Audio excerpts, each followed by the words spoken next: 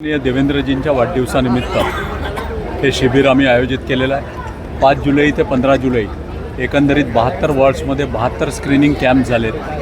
त्या स्क्रीनिंग कॅम्प्समध्ये जवळपास 32,000 पेशंट्स आले आणि आज त्याचं महाआरोग्य शिबिर या ठिकाणी केवलं आहे। याच्यामध्ये देखील आज जवळपास 25,000च्या वरती पेशंट्स अपेक्षित आहे आणि त्यामध्ये आलेल्या पेशंट्सचं स्क्रीनिंग होऊन त्याच्यानंतर स्कॅनिंग होऊन डायग्नोस्टिक होऊन त्यानंतर त्यांना जर शस्त्रक्रियेची आवश्यकता असेल तर शस्त्रक्रिया या निःशुल्क करण्यात येणार आहे। मग नेत्ररोगापासून तर हृदयरोग असेल, कॅन्सर असेल, या सर्व शस्त्रक्रिया ज्या आहे या शस्त्रक्रिया या निःशुल्क केल्या जाणार आहे।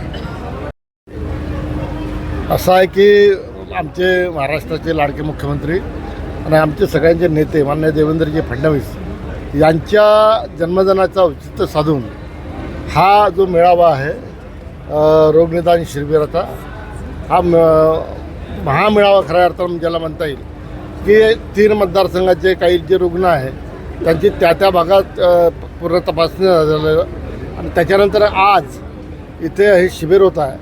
मला असं वाटतं देवेंद्रजीने निर्णय घेतला का माझा जन्मदिन कोणी साजरा करणार नाही तर तो सेवा दिन म्हणून साजरा करावा आणि त्याच्यामुळं मेरिट विद्यार्थ्यांचा सत्कार असो, आरोग्य शिबिर असो, वेगवेगळ्या माध्यमातून त्यांचा जन्मदिन कार्यकर्ते मोठ्या प्रमाणात साजरा करत असतात। आज त्याच शिबिर होतं आणि त्याच्यामुळं आज नितीनजी, देवेंद्रजी, आपले मंगलप्रभात लोढाजी आणि आमचे सहसंघटन मंत्री हे सगळे लोक आज इथे उपस्थित होते आणि प्रेक्षक संख्या मोठ्या प्रमाणात आहे। नागपुरात ज्या पद्धतीचं वातावरण आज आहे, आपल्या इथं मेडिकल आहे, मोठे मोठे रुग्णालय आहे, परंतु ज्या रुग्णालयांनी चांगली सेवा द्यायला पाहिजे आपल्या इथला जो स्टाफ आहे, आता तुम्ही एक काम करा का जे रुग्ण आहे हे रुग्ण जेव्हा मेडिकलला जातात, मेयोला जातात, त्यांच्याशी जी वागणूक असते ती वागणूक बरोबर राहत नाही। अनेक पेशंट असे आहेत ते प्रेमाच्या भाषेने म्हणजे तुमच्या भाषेनं तुमच्या मायेनं सुधारतात, परंतु हे लोक काही व्यवस्थित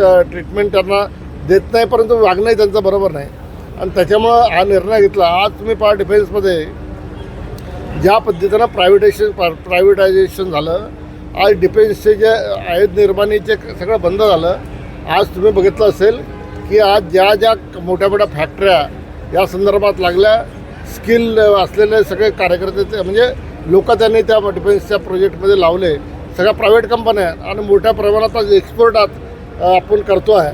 त्याच्यामुळे मला असं वाटतं हे सगळ्या क्षेत्रात हे जर तुम्हाला दुरुस्त करायचं असेल, मला असं वाटतं सगळ्या क्षेत्रात प्रायव्हेटायझेशन होणं हे प्रॉपर काळाची गरज आहे।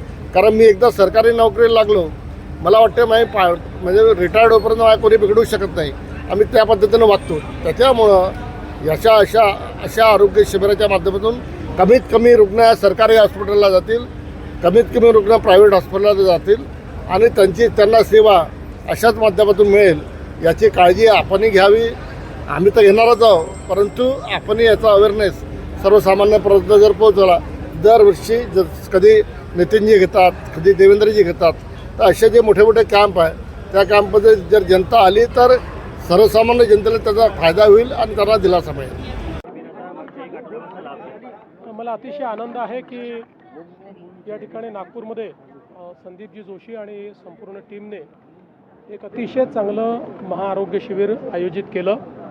वेगवेगळे हॉस्पिटल्स, शासकीय हॉस्पिटल्स असे सगळे एकत्रित करून या ठिकाणी हजारो जे पेशंट्स आहेत त्या पेशंट्सची तपासणी आत्तापर्यंत जवळपास 31,000 पेशंट झाले, पण 50,000पेक्षा जास्त पेशंट्सची तपासणी या ठिकाणी होईल। त्यातल्या ज्या पेशंट्सला वेगवेगळ्या प्रकारच्या उपचारांची आवश्यकता आहे, कोणाला ऑपरेशन्सची आवश्यकता आहे, तेही मोफत करण्याचं नियोजन या ठिकाणी केलेलं आहे। शासकीय आणि खाजगी क्षेत्रातले सर्व प्रथितयश डॉक्टर्स जे आहेत, उत्तम डॉक्टर्स आहेत, हे सगळे एकत्रित आलेले आहेत। त्यामुळे स्पेशालिटीचा फायदा हा नागरिकांना मोफत या ठिकाणी देण्याचा प्रयत्न आहे आणि अतिशय चांगल्या पद्धतीनं हे शिबिर या ठिकाणी आयोजित झालं आहे। भाऊ, हे सांगा, दिल्लीवरून तुम्ही काल आले, खूप बातम्या आल्या, चर्चा खूप आहे, वाढदिवस झाला आणि मी आज नागपुरात आहे, संध्याकाळी मुंबईत जाणार आहे, मी मुंबईतच आहे, मी महाराष्ट्रातच आहे। विद्यार्थ्यांच्या आंदोलनाच्या इच्छावर कुठेतरी ठाकरे बंधू सेलिब्रेशन करताना पाहायला मिळतं। चला, काही हरकत नाही, त्यांना सेलिब्रेशन करता काहीतरी कारण मिळालं याचा मला आनंद आहे आणि आम्ही देखील आनंदी आहोत. शेवटी अशा प्रकारचे जे प्रश्न असतात हे कुठल्या व्यक्तीचे कुठल्या पक्षाचे प्रश्न नसतात, तर हे तरुणाईला भेडसावणारे प्रश्न आहेत.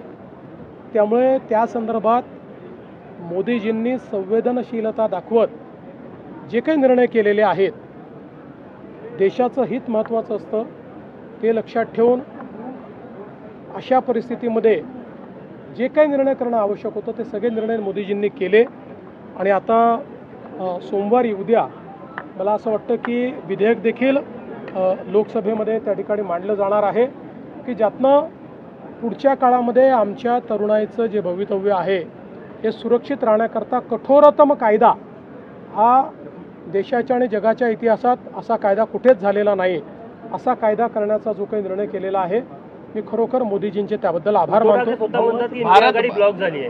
भाजप विरुद्ध भारत असा संघर्ष सुरुवात झाला असे उद्धव ठाकरे म्हणाले. मला असं वाटतं की अशा प्रकारचे डायलॉग्स हे गेल्या 10 वर्षात त्यांनी अनेक वेळा मांडलेले आहेत, पण त्यांचे डायलॉग्सचा कोणावरही असर होत नाही. संपूर्ण भारत मोदीजींच्या पाठीशी आहे. एक रात्री 1 वाजता टाकलेला मोदीजींचा व्हिडिओ हा इंस्टाग्रामचे जगातले रेकॉर्ड तोडतो.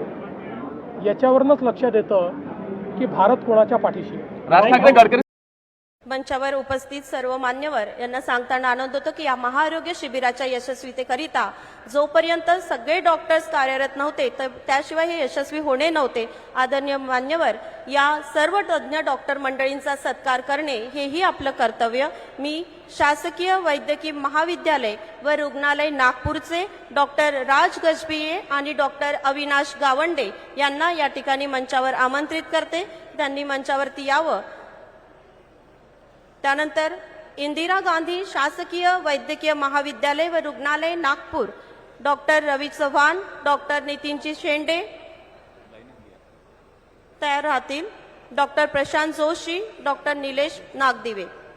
सर्वप्रथम मंचावर येथील शासकीय वैद्यकीय महाविद्यालय व रुग्णालय नागपूरचे डॉक्टर राज गजभिये आणि doctor Avinash Gawande.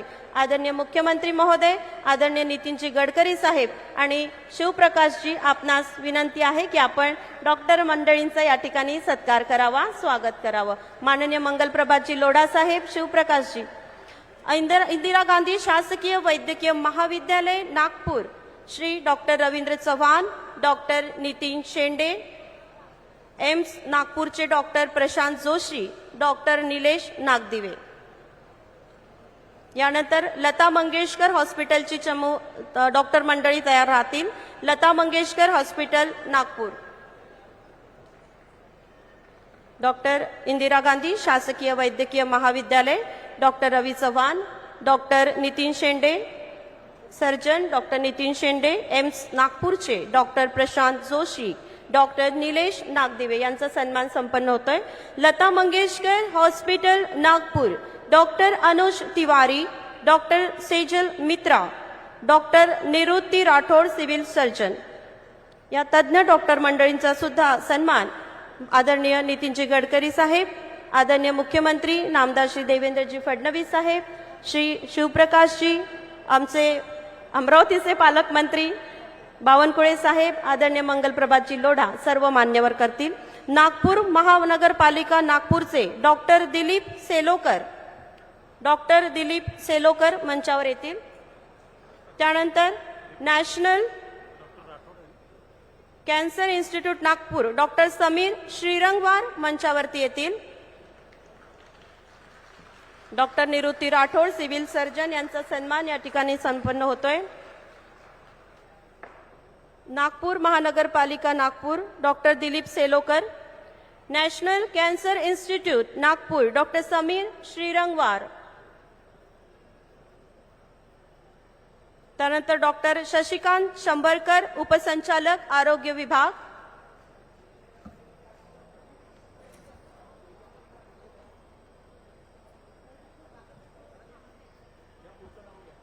National cancer institute Nagpur doctor Shashikant Shambharkar उपसंचालक आरोग्य विभाग. डॉक्टर मंगेश फडनाईक अधिष्ठाता शासकीय दंत महाविद्यालय नागपूर. डॉक्टर मंगेश फडनाईक अधिष्ठाता शासकीय दंत महाविद्यालय Nagpur. Doctor Dheeraj Kalra nodal officer Dr. Dheeraj Kalra, Mr. Shrikant Wankhede, Mr. Hasban Khan, Dr. Shrikant Wankhede, Dr. Hasban Khan.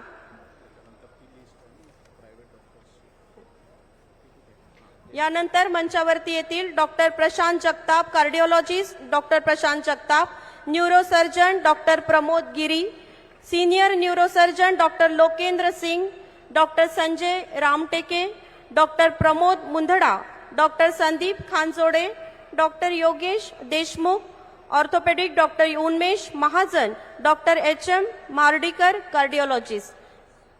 नागपूरचे सर्व वरिष्ठ आणि तज्ज्ञ असे आदरणीय doctors doctor Prashant Jagtap sir मंचावर येतील.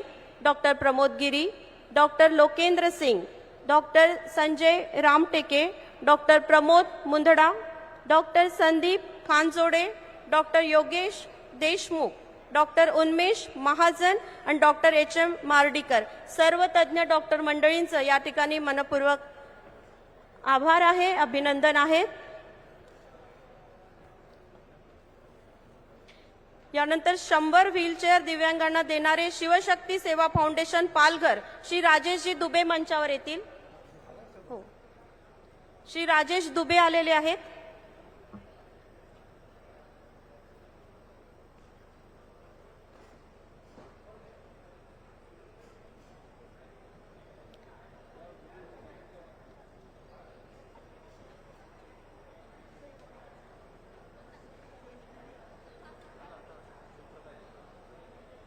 यानंतर शिवशक्ती सेवा फाउंडेशन पालघरचे श्री राजेशजी दुबे आदरणीय मुख्यमंत्री महोदय तब्बल 100 व्हीलचेअर यांनी दिव्यांगांना दिलेले आहेत. त्यांचे या ठिकाणी मनपूर्वक आभार. मी सर्व मान्यवर आसनस्थ होतील अशी मी त्यांना विनंती करते.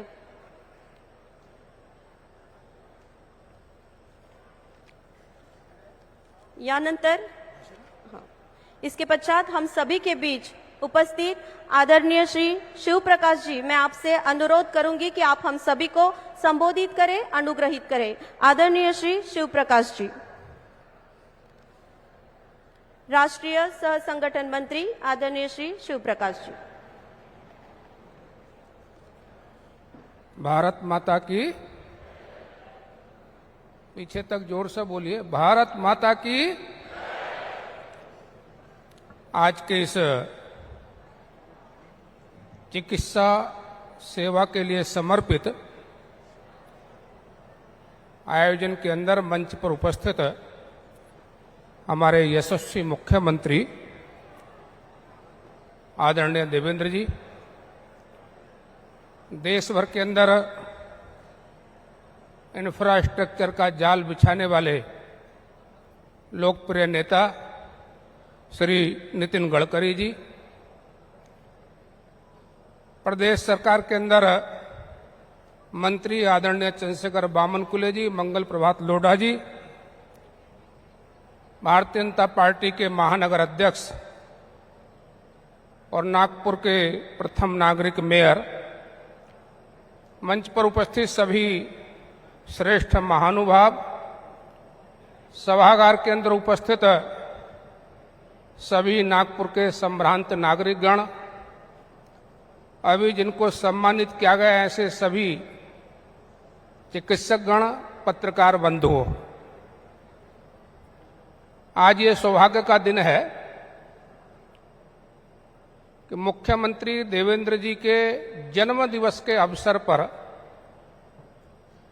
आयोजित इस चिकित्सा शिविर के अंदर मुझे उपस्थित रहने का सौभाग्य प्राप्त हुआ है. प्रदेश को एक संवेदनशील, कुशल प्रशासक, लोकप्रिय मुख्यमंत्री महाराष्ट्र को प्राप्त हुआ है. आज के इस अवसर पर उनके जन्म दिवस को निमित्त मानते हुए मैं अपनी शुभकामनाएं भी उनको प्रेषित करते हुए वो प्रदेश और देश का नेतृत्व करें, इस अपेक्षा के साथ कुछ बातें आपके बीच में रख रहा हूं. हमारे देश के अंदर सुदूर ग्रामीण क्षेत्रों के अंदर आर्थिक अभाव के कारण से बहुत बड़ा वर्ग ऐसा है जो सामान्य सुविधाओं से भी वंचित है। लंबे समय की स्वतंत्रता के पश्चात सभी सरकारों ने बहुत अच्छा काम करने का प्रयास करने के बाद भी अनेक लोगों को पोषण युक्त भोजन, सुविधा युक्त मकान और गंभीर रोगों के अंदर चिकित्सा सुविधा उपलब्ध हो सके, ऐसी परिस्थिति हम निर्माण नहीं कर पाए हैं। पंडित दीनदयाल उपाध्याय जी, जिनके विचार को लेकर हम लोग चलने वाले लोग हैं, उन्होंने कहा था रोटी, कपड़ा, मकान, पढ़ाई और दवाई ये सबके लिए उपलब्ध होना चाहिए। मैं संदीप जी को धन्यवाद देना चाहता हूं कि मुझे जानकारी मिली 32,000 लोगों का चिकित्सा टेस्ट यहां पर हुआ है। और ऐसे अनुष्ठान निस्वार्थ भाव से सेवा के लिए समर्पित, सर्वे संतु निरामया के संकल्प से युक्त ये होते रहने चाहिए। और इसलिए उन्होंने इस अनुष्ठान को किया। मेरी ओर से बहुत बहुत शुभकामनाएं आप सभी को और उनको। ये अनुष्ठान केवल एक जगह पर नहीं, तो देश के कोने कोने के अंदर बड़ी मात्रा में आयोजित होंगे, तो सर्व सामान्य नागरिकों को हम आवश्यक चिकित्सा सुविधाएं उपलब्ध करा पाएंगे। माननीय मुख्यमंत्री जी की पिताजी की स्मृति में कैंसर का भी जो संस्थान यहां पर खड़ा हुआ है, ऐसे संस्थानों की आवश्यकता भी बहुत अधिक है। बोले नागपुर के अंदर ये श्रेष्ठ काम हो रहे हैं। इस प्रकार के काम, उनको समाज का समर्थन, समाज का सहयोग ये मिलना चाहिए, ऐसी अपेक्षा भी सबके साथ है। बंधुओं, चिकित्सा की सेवा करते समय पर या चिकित्सा से अतिरिक्त भी अनेक प्रकार के सेवा के उपक्रम करते समय पर हमारे मन के अंदर एक भाव होना चाहिए कि हम एहसान के भाव से नहीं, बदले के भाव से नहीं, निष्काम भाव से कर रहे हैं। क्योंकि सामान्यतः सेवा करते समय लोगों के मन के अंदर 3 भाव रहते हैं। एक नाम के लिए सेवा करते हैं, एक मत प्राप्त करने के लिए सेवा करते हैं और एक मतांतरण के लिए सेवा करते हैं। लेकिन भारतीय चिंतन के अंदर सेवा का भाव ना मत के लिए है, ना मतांतरण के लिए है, ना प्रसिद्धि के लिए है। एक छोटा प्रसंग सुनाकर बात समाप्त कर रहा हूं। स्वामी विवेकानंद जी रामकृष्ण परमहंस अपने गुरुदेव से मिलने के लिए कलकत्ता में जा रहे थे। कलकत्ता के अंदर अकाल पड़ा था, दुर्भिक्ष था, अनेक लोग भूखे मर रहे थे, उनको भोजन मयस्सर नहीं था, रोग फैल गया था, महामारी थी।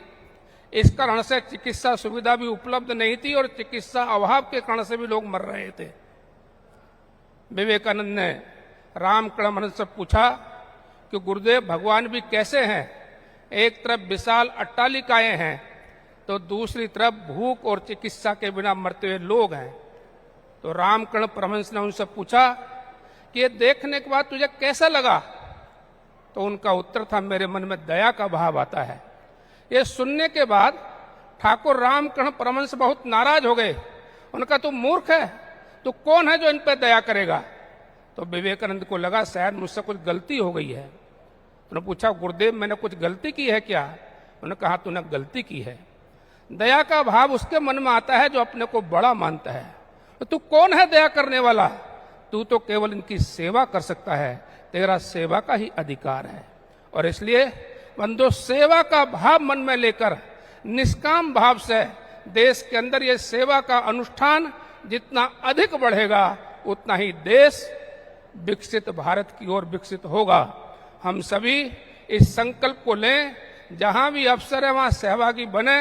आज के इस अवसर पर आप सबको शुभकामनाएं देते हुए, संदीप जी को शुभकामनाएं देते हुए और पुनः देवेंद्र जी को शुभकामनाएं देते हुए ये उनके नेतृत्व में प्रदेश आगे बढ़ता रहे और इस प्रकार के आयोजन होते रहे। मैं अपने 2 शब्द समाप्त कर रहा हूं। भारत माता की जय। धन्यवाद आदरणीय शिवप्रकाश जी।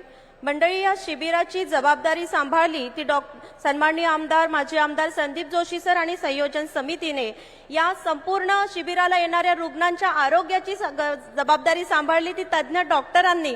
मात्र रस्त्याचं काय, संपूर्ण भारताच्या रस्त्याचे आरोग्य सांभाळणारे केंद्रीय वाहतूक मंत्री आदरणीय आमच्या सर्वांचे ज्येष्ठ नितीनजी गडकरी साहेब आपल्यात उपस्थित आहेत।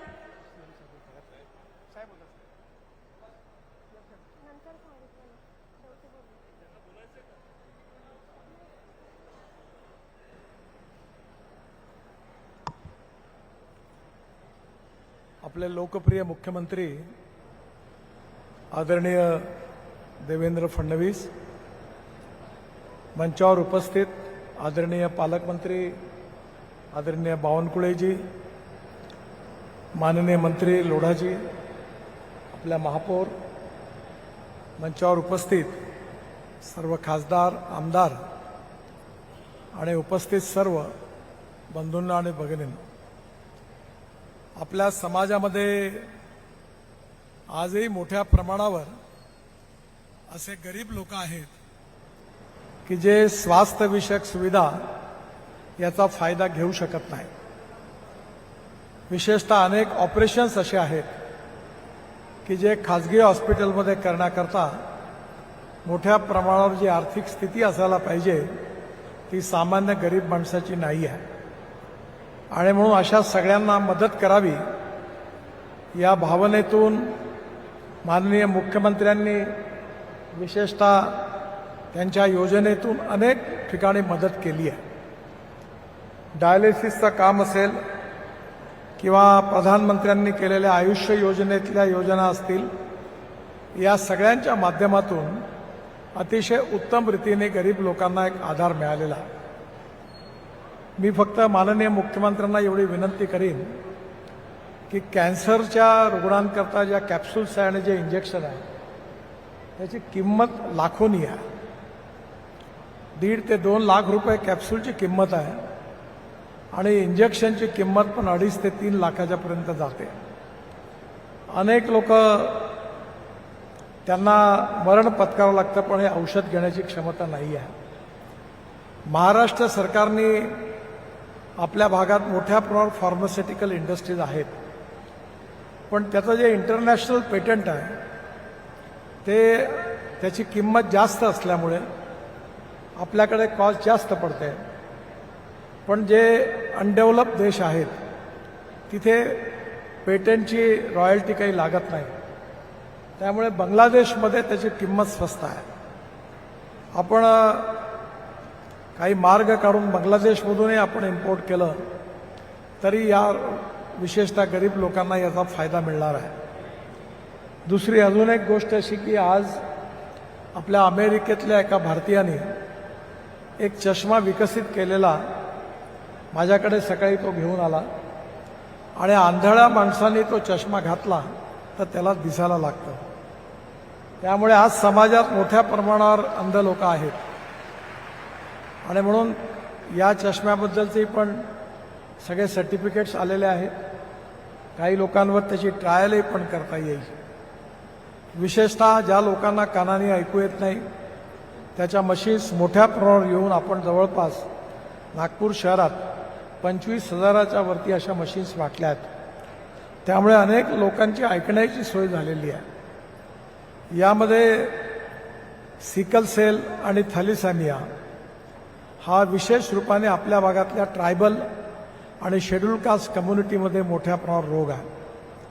उत्तर नागपूरमध्ये 80,000 लोक यांनी ग्रस्त आहेत। भंडारा, गोंदिया, चंद्रपूर, गडचिरोली, नागपूर जिल्हा इथे पण ही समस्या जटिल आहे। मधल्या काळामध्ये आपण कोल इंडियाच्या मदतीने 5 कोटी रुपये घेऊन एका ऑपरेशन करता साधारणतः 15 लाख रुपये याप्रमाणे आपण जवळपास 60 मुलांचं मुंबईच्या अंबानी रिलायन्स हॉस्पिटलमध्ये त्यांचं बोन मॅरो केलं। आपल्या इथे एम्सचे डायरेक्टर पण उपस्थित आहेत। विशेषतः त्यांनी आता अनेक नवीन सुविधा तयार केलेल्या आहेत.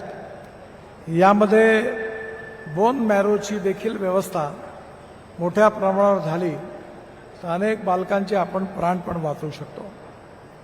हे एक शिबिर भव्य प्रमाणावर आयोजन करण्यामध्ये आमदार संदीप जोशी यांनी अतिशय पुढाकार घेतला आणि उत्तम रीतीने नागपुरातल्या अनेक मोठ्या डॉक्टरांनी, जे खाजगी डॉक्टर आहेत, त्यांनी पण सामाजिक सेवेच्या माध्यमातून या सगळ्या उपक्रमाला त्यांनी सहकार्य करण्याचं मान्य केलं आणि ते सगळे आज या ठिकाणी उपस्थित आहेत. नुकताच मुख्यमंत्र्यांचा वाढदिवस पण झाला आणि या निमित्ताने मी त्यांना खूप खूप शुभेच्छाही देतो.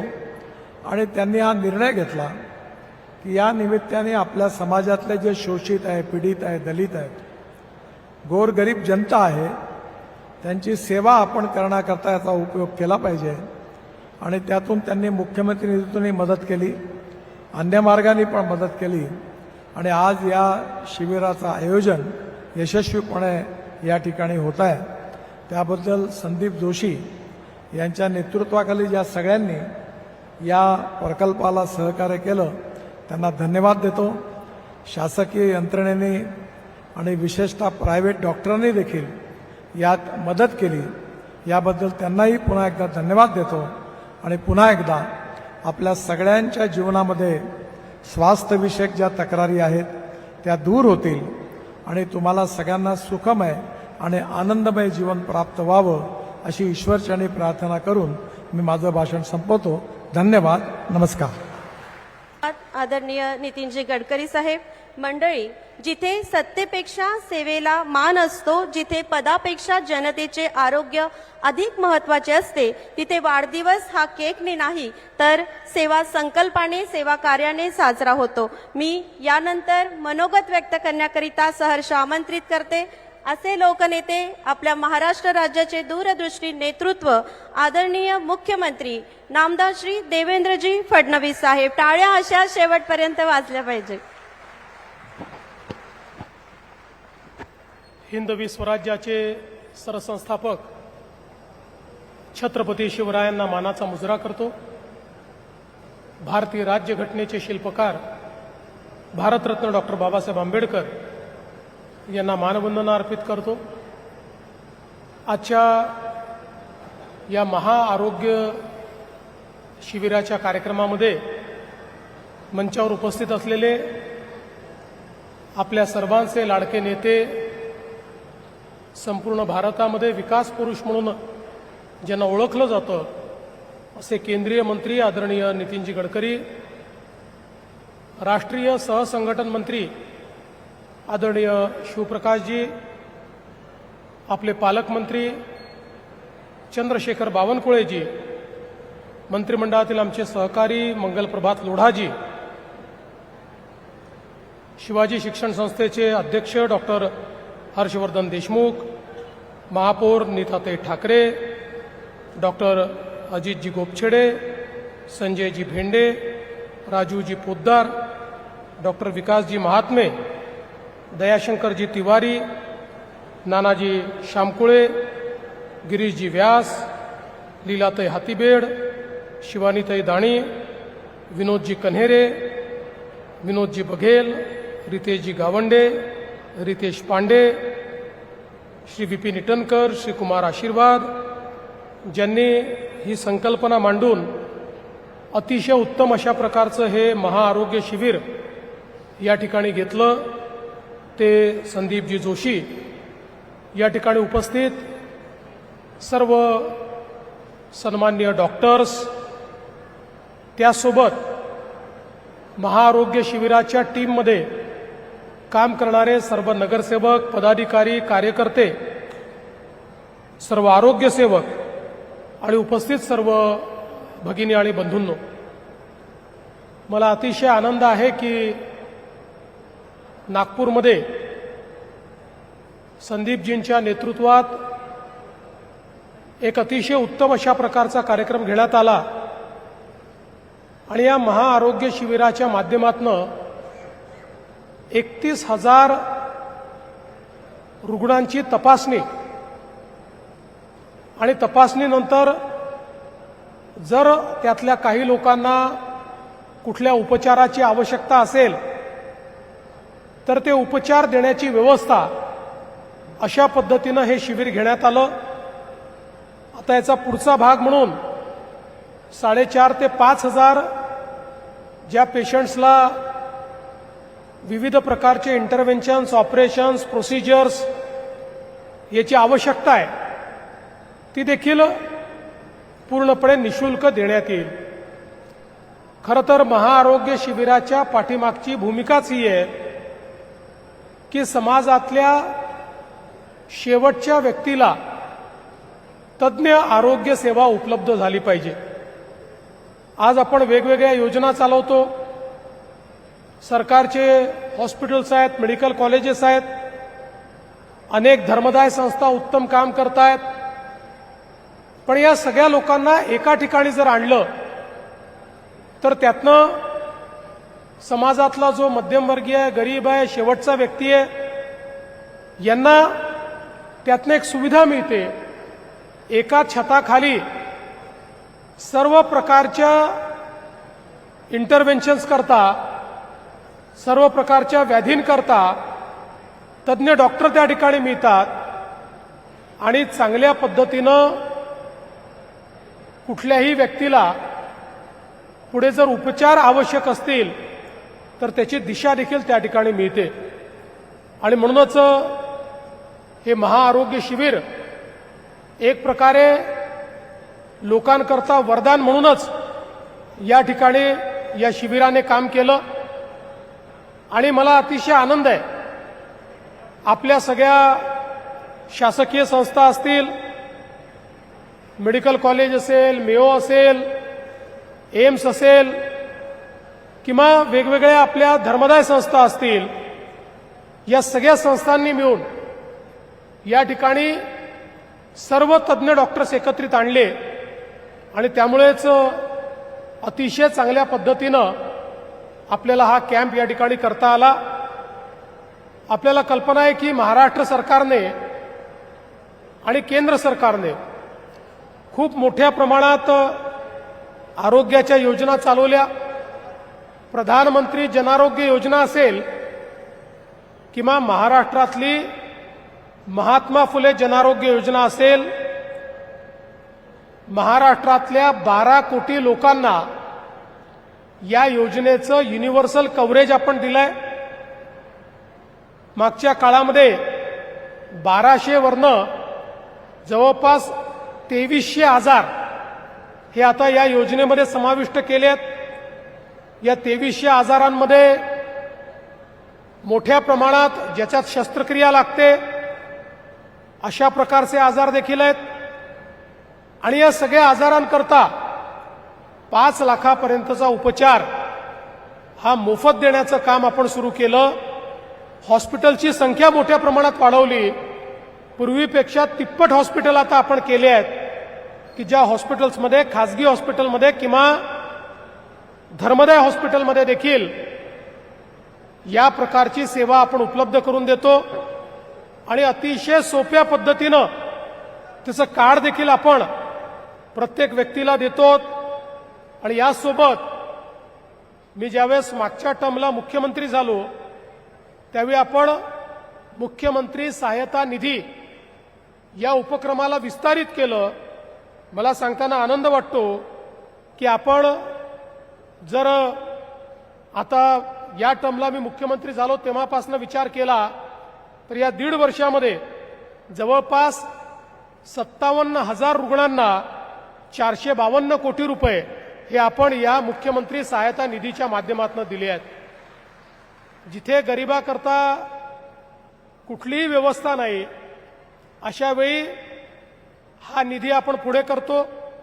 आणि आता तर धर्मदाय निधी देखील याच्यासोबत आपण एकत्रित केलाय. सर्व धर्मदाय हॉस्पिटल्सला काही प्रमाणात खाटा या गरिबांकरता राखून ठेवणं गरजेचं आहे. ते नियमात आहे. दुर्दैवाने त्याचं मॉनिटरिंग होत नव्हतं. काही लोक राखून ठेवायचे, काही ठेवत नव्हते. आता 100% या सगळ्या खाटांना एका डिजिटल प्लॅटफॉर्मवर आपण आणलं आणि आता डायनामिकली आपल्याला माहिती पडतं कुठल्या रुग्णालयाने खाटा ठेवल्यात, कुठल्या रुग्णालयात भरती केलाय, कोणाला केलाय, किती उपचार दिलाय, किती पैसे खर्च झाले आहेत.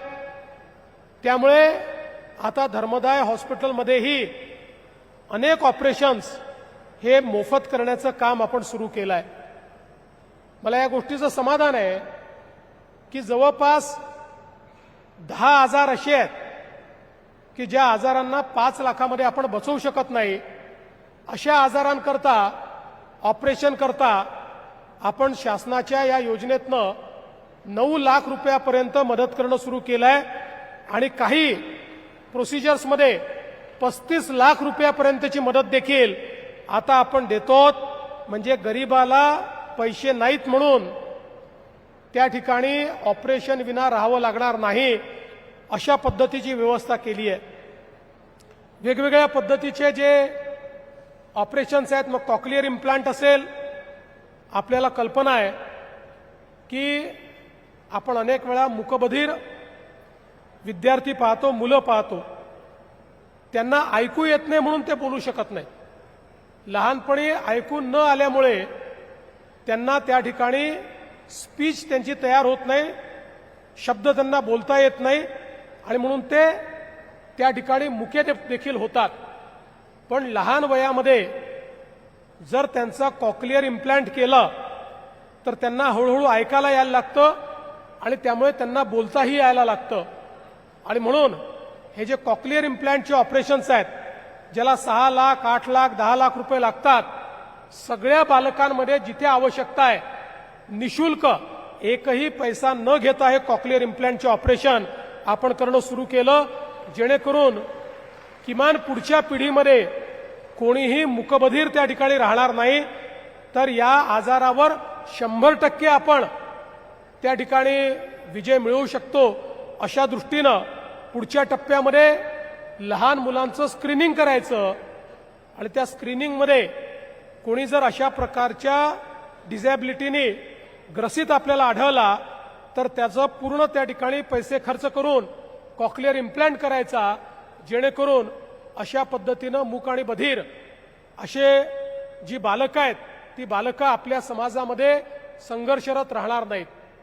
आपण हा देखील प्रयत्न करतो की मोठ्या प्रमाणात आपले जे दिव्यांग बंधू आहेत, या दिव्यांग बंधूंना वेगवेगळ्या प्रकारचे उपकरणं मिळाले पाहिजेत. मागच्या काळामध्ये नितीनजींच्या नेतृत्वात खूप मोठं शिबिर आपण घेतलं आणि हजारो दिव्यांग बंधूंना त्या ठिकाणी कृत्रिम पाय असेल, वेगवेगळे इक्विपमेंट असतील ते दिले. आता पुन्हा एकदा 9 ऑगस्टला आपण त्या ठिकाणी कृत्रिम अवयव देण्याच्या संदर्भात एक अशाच प्रकारचं शिबिर घेतलेलं आहे, ज्या शिबिराच्या माध्यमातून आमच्या ज्या दिव्यांग बंधूंना आता प्रोस्थेटिक अशा पद्धतीनं, नवीन पद्धतीनं हात असतील, पाय असतील किंवा वेगवेगळे जे इंटरव्हेन्शन्स आहेत तेही पुरवण्याचा प्रयत्न हा आपल्या सगळ्यांच्या माध्यमातून या ठिकाणी चालला आहे. मी एकच गोष्ट या निमित्ताने सांगतो, सातत्याने नितीनजींच्या नेतृत्वामध्ये गेले अनेक वर्ष सेवा हाच आमचा धर्म आहे असं समजून वैद्यकीय क्षेत्रामध्ये खूप मोठं काम हे उभं राहिलंय. स्वतः नितीनजी याच्यामध्ये अतिशय शेवटच्या माणसापर्यंत पोहोचण्याचा प्रयत्न करतात. आम्ही सगळे देखील वेगवेगळ्या उपक्रमांच्या माध्यमातून, मग ते संदीपजींनी सुरू केलेलं डायग्नोस्टिक सेंटर असेल किंवा भानुताई गडकरी डायग्नोस्टिक सेंटर असेल, NCI सारखं आपलं हॉस्पिटल असेल, या वेगवेगळ्या इंटरव्हेन्शन्सच्या माध्यमातून गरीबातल्या गरीब माणसाला त्या ठिकाणी कशी मदत करता येईल हा प्रयत्न आपण करतो. आपले डॉक्टर महात्मे आहेत, जे मोतियाबिंदू मुक्त अशा पद्धतीनं समाजाचं निर्माण करण्याचा प्रयत्न करतात. सगळ्यांचा प्रयत्न हा आहे की समाज निरोगी झाला पाहिजे आणि दुर्दैवाने कोणाला रोग जर झाला तर पैशाविना उपचार थांबला असं न होता त्याच्याकडे पैसे असो वा नसो त्याला दर्जेदार उपचार मिळून त्यालाही आरोग्य लाभ झाला पाहिजे, या दृष्टीनं हे सगळे प्रयत्न आपण करतो. वेगवेगळ्या लोकांची मदत याच्यामध्ये झाली आहे. काहींनी मदत केली. शिवशक्ती फाउंडेशननी 100 व्हीलचेअर त्या ठिकाणी दिल्या.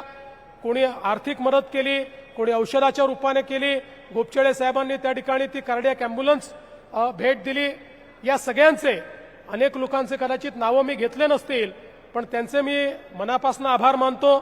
आमचे भैयासाहेब देशमुख असतील, काळमेघजी असतील, यांनी ही जागा देखील उपलब्ध करून दिली. त्यामुळे खूप चांगल्या पद्धतीनं हा कॅम्प या ठिकाणी घेता आला. त्यांचेही मी आभार व्यक्त करतो. आणि आपण सगळ्यांनी सेवा सप्ताह या ठिकाणी आयोजित केला आणि त्यातनं खऱ्या अर्थानं नागपूरकरांची जी सेवा केली त्याबद्दल आपल्या सर्वांचे, सर्व डॉक्टर्सचे आणि सर्व या ठिकाणी आरोग्य सेवकांचे मनापासून आभार मानत मी माझे 2 शब्द संपवतो. धन्यवाद. जय हिंद. यानंतर आभार प्रदर्शन होईल, त्यानंतर राष्ट्रगीत होईल. आभार प्रदर्शन नंतर मंडळी, ना केक ना सेलिब्रेशन नाही कुठले गिफ्ट्स, असा कसा बरा असू शकतो वाढदिवस. पण माननीय मुख्यमंत्री महोदय, हम जानते हैं खामोशी से भी किए जाते हैं नेक काम, खामोशी से भी किए जाते हैं नेक काम. हमने देखा है पेड़ों को छाव देते हुए, हमने देखा है पेड़ों को छाव देते हुए.